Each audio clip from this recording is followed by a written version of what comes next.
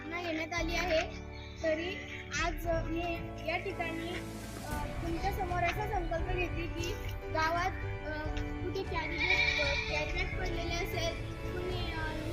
निसर्गाशी हे करत असेल, मी त्यांना समजावून सांगेन आणि म्हणेन की बाबा हे कचरा इथे टाकू नको, हे पन्या उचल, हे असं सांगेन आणि